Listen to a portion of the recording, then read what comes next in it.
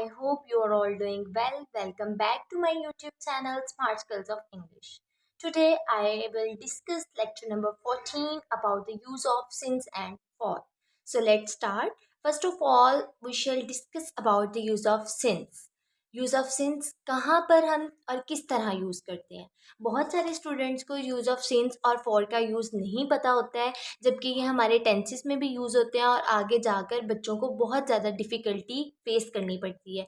उन्हें पता नहीं चलता है सिंस कहाँ और किस तरह यूज़ करना है, किस टेंस के साथ यूज़ करना है। ठीक है, तो आज हम सबसे पहले यूज़ ऑफ सिंस का डिस्कस करेंगे, यूज़ ऑफ सिंस को कि हम किस तरह इसको आगे लेकर चल सकते हैं। First of all, since is often used to indicate a point in time और अ स्पेसिफिक टाइम।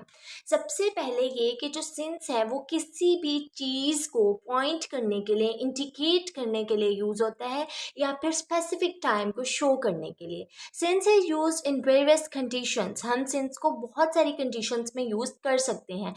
अब आपको पता चलेगा नेक्स्ट कि हमने सिंस को किस तरह और किन कंडीशंस में use. Now I will discuss some various conditions of since. मैं अब आपको बताती चलूँ कि सिंस हमने किस तरह और कैसे यूज़ करना है। The first one condition is time reference. उसके लिए आपका टाइम रेफरेंस का होना बहुत ज़रूरी है। ठीक है, the second one is conjunction, third one is cause and effect and fourth one is duration of time. So here we have some examples. The first example is I have been waiting for her since 3 o'clock. मैं 3 बजे से उसका इंतज़ार कर रही हूँ। ठीक है, तो इसमें स्टार्टिंग पॉइंट टाइम की नोयत का हमें पता चल गया है, सो वो use since. The second one example is that I have not seen him since he move to Multan.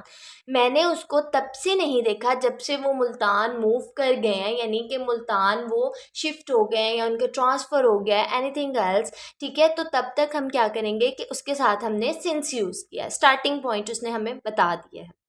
The third one example is that she has been better since she started taking medicines. जब से उसने अद्वियात लेनी यानी medicine लेनी शुरू की हैं तब से वो बेहतर हो चुकी है। स्टार्टिंग पॉइंट आपको पता चल गया, सो वो यूज सिंस। तो number 4 is that it's been 2 years since we last met. जब हम लास्ट टाइम मिले थे अब तक 2 साल हो चुके हैं। तो ये क्या थी, सिंस की नोयत थी। सिंस का इसमें हमें उन्होंने बता दिया है कि हमने सिंस कैसे और किस तरह यूज़ करना है। Okay, now I will discuss the use of for. अब मैं आपको यूज़ ऑफ फॉर बताऊंगी कि यूज़ ऑफ फॉर हम किस तरह और कैसे यूज़ करते हैं।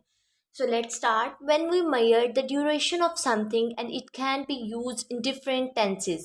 जब हम ड्यूरेशन ऑफ टाइम को मैयर करेंगे ना, या किसी चीज़ की ड्यूरेशन को आप मैयर करेंगे तो तब हमने फॉर यूज़ करना है। और जो फॉर है सेम टाइम पे भी जैसे मैंने आपको बताया यूज़ ऑफ सिंस और फॉर हम बहुत सारे टेंसेस में यूज़ करेंगे। नेक्स्ट आकर इंशाल्लाह जब मैं आपको टेंसेस सिखाऊंगी आपको पता चलेगा सिंस और फॉर, तब आपको बिल्कुल भी मुश्किल नहीं होगी। यानी टेंसेस में हमने सिंस और फॉर को किस तरह यूज़ करना है।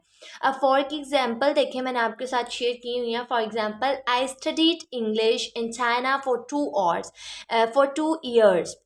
ठीक है, यानी मैं चाइना में इंग्लिश 2 साल से पढ़ रही हूँ।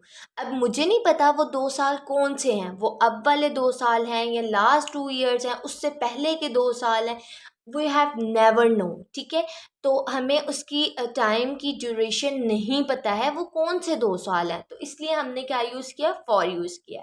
We have been married for 14 years।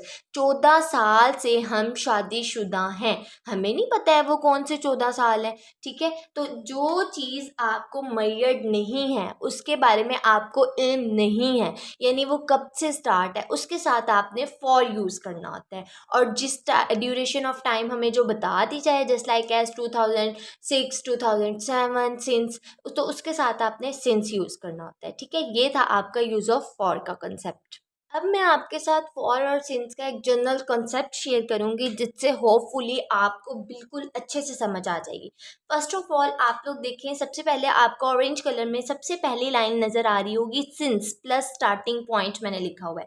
यानी जो सिंस है वो हम स्टार्टिंग पॉइंट के लिए यूज़ करते हैं। हमें पता होता है अगर आपको पहले से कोई चीज़ बता दी गई है, ड्यूरेशन ऑफ टाइम बता दिया गया, उसको पॉइंट आउट कर दिया गया है, सो वो यूज़ सिंस। और जो फॉर है वो हम ड्यूरेशन ऑफ टाइम टाइम के लिए यूज़ करते हैं, ठीक है। जैसे राइट हैंड पे जो बॉक्स है उसमें मैंने लिखा है I have been living in Japan since 2012। मैं जापान में 2012 से रह रही हूँ, ठीक है। ये मैंने पॉइंट कर दिया है टाइम, तो यहाँ मैंने सिंस यूज़ किया है। सेम टाइम पे जो फॉर है वो मैंने इस तरह यूज़ किया है I have been living in Japan for 4 years। मैं 4 साल से जापान में रह रही हूँ। अब मुझे नहीं पता है वो 4 साल कौन से 4 साल हैं, ठीक है। जबकि मैंने पहले बता दिया सिंस 2012 से रह रही हूँ, तो उसके साथ हमने सिंस यूज़ कर दिया है, ठीक है।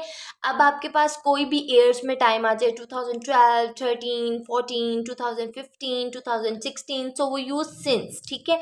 यानी उस चीज़ के लिए हमने सिंस यूज़ करना होता है, और जिस चीज़ का ड्यूरेशन ऑफ टाइम हमें नहीं पता है उसके लिए हम फॉर यूज़ करेंगे। मैंने बनाया है अब आपके लिए एक टेबल जिसमें आपको इजीली वो जो है एक्सप्लेनेशन के साथ तो मैंने आपको बता दिया। अब आपको टेबल देखकर भी पता चल जाए कि मैम ने क्या बताया है, आपने फॉर किसके साथ यूज़ करना है और सिंस किसके साथ यूज़ करना है, ठीक है। तो सबसे पहले देखें, जो फॉर है वो आपने minutes, hours, days, months and years के लिए यूज़ करना है। सेम टाइम पे जो हमारा सिंस है वो भी इसी तरह यूज़ करना है, लेकिन उसका जो यूज़ करने का तरीका है वो डिफरेंट है। जस्ट लाइक एज हमने लिखा फॉर 10 मिनट्स, हमें नहीं पता है वो कौन से 10 मिनट है, दिन के कौन से 10 मिनट है, हमने उसके लिए फॉर यूज़ किया। फॉर 8 आवर्स, दिन में 24 घंटों में से कौन से 8 घंटे हैं हमें नहीं पता, हम नहीं जानते, सो वो use for 10 minutes, for 8 hours, for 5 days, for 6 months, for 3 years and for 2 centuries। यानी कि इनके लिए हमने क्या यूज़ किया है, फॉर यूज़ किया है। सेम टाइम पे जो सिंस है वो इस तरह है, since 8 o'clock, since Monday, since February, since 1982, since I left school and since the end of last century। यानी इसमें हमें जो है duration of time point out कर दी गई है। यानी 8 बजे से, मंडे से, फेबररी से, 1982 से, यानी जो जो भी काम जिस जिस तरह भी हुआ है वो हमें सारे पॉइंट आउट कर दिए गए हैं। सो वो उसके साथ हमने सिंस यूज़ किया है। सो डियर स्टूडेंट्स, ये था आज का हमारा lecture, use of for and since, यानी कि हमने सिंस और फॉर को किस तरह यूज़ करना है। मैंने अपनी तरफ से आपको 100% अच्छा लेक्चर समझाने की कोशिश की है, क्योंकि हर चीज़ मैं चाहती हूँ जो मेरे नॉलेज में है वो आप तक पहुँचे और आप उसको अच्छे से सीखें, ठीक है। ये था आज का हमारा लेक्चर नंबर 14। आई होप आपको अच्छे से समझ आई होगी, आपको बिल्कुल पता चल गया होगा फॉरवर्ड सिंस का हमने किस तरह यूज़ करना है। आपसे मुलाकात होगी नेक्स्ट लेक्चर में इंशाल्लाह। बहुत कुछ और सिखाऊंगी, अच्छी चीज़ें जो आपके लिए बहुत बेनिफिशियल होंगी इन फ्यूचर, ठीक है। आपसे मुलाकात हम करते हैं नेक्स्ट लेक्चर में कुछ नई चीज़ों के साथ। तब तक के लिए अल्लाह हाफिज़।